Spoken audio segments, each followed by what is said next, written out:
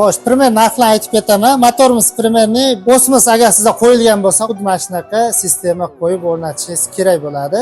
Bochkadan kelishiga mana shunday bitta обратка klapan qo'yiladi. Mana ko'rib turibsiz, bir tomonga o'tkazadi, ikkinchi tomonga o'tkazdirmaydi. Pistolet uchidan suv chiqib turgan hisobi apparatlar muzlab qolmaydi.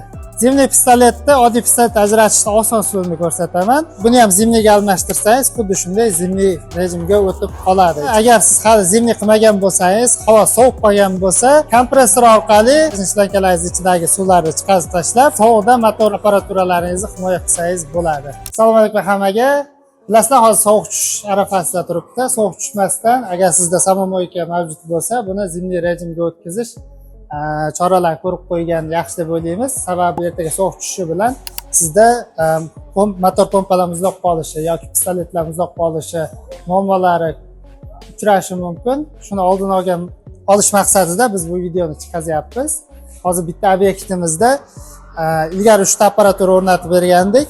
Bitta apparatura qo'shib, montajlariga Osmos qo'shib, undan tashqari o'sha boshqaruv platalarini avtopavzali platalarimizga rekonstruksiya qilib berdik. Hozir zimniy rejimda qanday ustanovka qilinganligini va nima sabab bunaqa qilinganligini tushuntirib beramiz. Qani ketdik. Xo'sh, birinchi o'rinda bitta nasos qo'yilgan, 30 litr minutiga chiqazib beradi. Shunaqa 30 litr atrofida olsangiz bo'ladi. Endi bu samomoykangiz sondan kelib chiqilgan kattaroq litrligi yoki kichikroq litrligida olsangiz bo'ladi. Asosan nima qilingan? Bu yoqdan suv kelyapti. Suvga kelyapti-da, bu yerda biz maxsus konstruksiyamizga kelib ulanyapti. Bu konstruksiya orqasida kranlari bor. Bu kranlar orqali siz samomoykada chiqayap turgan, uchidan chiqayap turgan, zimniy rejimda chiqayap turgan suvni legirovka qilsangiz bo'ladi, ko'p yoki kam qilib legirovka qilsangiz bo'ladi. Bundan tashqari har bitta boks uchun o'sha обратка klapanlar orqali mana shunday shlankachalarda o'sha zimniy rejimga suv haydaladi. Nima sabab bunday terilgan? Bir-biridagi suv, osmos yoki oddiy suv bir-biriga aralashib ketmasligi uchun mana shunaqa qilingan. Xo'sh, primer narxini aytib ketaman. Motorimiz primerni 500 ming atrofida, qaysi brendligiga qarab narxi plus-minus bo'lishi mumkin. Har bitta bunaqa обратка klapanlar o'rtacha 150 ming so'm atrofida sizga aylanadi. O'zingiz yig'sangiz, viloyatingizda yoki o'sha mahallangizdagi narxlarga qarab bu plus-minus farq qilishi mumkin, arzonroq yoki qimmatroq chiqishi mumkin. Agar bizga zakaz qilmoqchi bo'lsalar, o'sha bizda standart narxlar bor, ularda o'sha operatorlarni siz sondan kelib chiqib hisoblab berishadi. Qani hisoblaymiz. Shlankalar ketgan, har bitta boksga mana shunaqa ximiya aralashtiradigan joyiga troynik bilan bog'langan bo'ladi. Nima sabab bunaqa отдельный terilgan?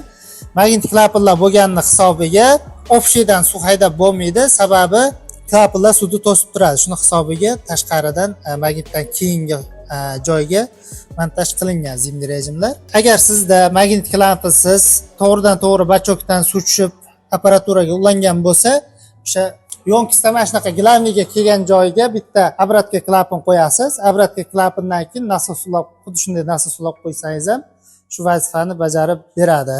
Videomiz manfaatli bo'lgan bo'lsa, pastda operatorlarimiz nomerini qoldiramiz. Yana qo'shimcha savollaringiz bo'lsa, operatorlarimiz sizlarga javob beradi. Osmos qo'yilgan joy bilan qo'yilmagan joyga yana bir bor tushuntirib o'taman. Osmos agar sizda qo'yilgan bo'lsa, xuddi shunday magnit klapanlar sizda mavjud bo'lsa, xuddi mana shunaqa sistema qo'yib o'rnatishingiz kerak bo'ladi. Agar sizda Osmos qo'yilmagan bo'lsa, bunaqa magnit klapanlaringiz yo'q, to'g'ridan to'g'ri truba kelib apparaturaga ulangan bo'lsa, bochkadan kelishiga mana shunday bitta обратка klapan qo'yiladi. Mana ko'rib turibsiz, bir tomonga o'tkazadi, ikkinchi tomonga o'tkazdirmaydi.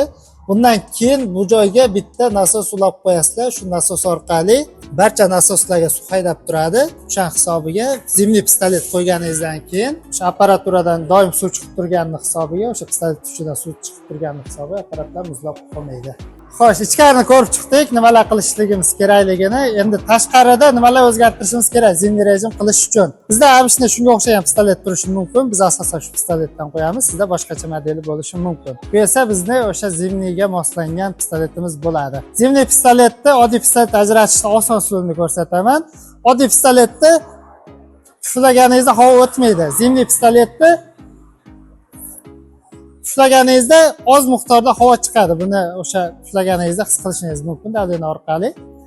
Oddiy shu usul bilan aniqlab olsangiz bo'ladi. Xo'sh, bizda zimniy pistoletimiz hozir ustanovka qilib qo'yilgan. Hozir bu O'sha yoqilgan vaqtda uchidan suv oqib turadi. Bu yoqda o'zini oddiy pistoleti bor. Oddiy pistoleti bor. Buni ham zimniga almashtirsangiz, xuddi shunday zimli rejimga o'tib qoladi. Ichkari montajni to'g'rilab, pistolet almashtirib zimli bo'ladi. Agar sizda budjet tomonlama muammo bo'ladigan bo'lsa, bizda o'zini pistoletiga maxsus zoldiri bor. Keyingi videoni tomosha qilsangiz, qanday qilib oddiy pistoletni zimniga aylantirishni videosini qo'yib qo'ygan bo'lamiz. Bizni kuzatishda davom eting. Yana bir eslatma, agar siz hali zimni qilmagan bo'lsangiz, havo sovib qolgan bo'lsa, kompressor orqali o'sha shlanka, montajni shlankalarining ichidagi suvlarni chiqarib tashlab, sovuqdan motor apparaturalaringizni himoya qilsangiz bo'ladi. Buni qanday qilishni keyingi videomizda xudo xolasa ko'rsatib beramiz.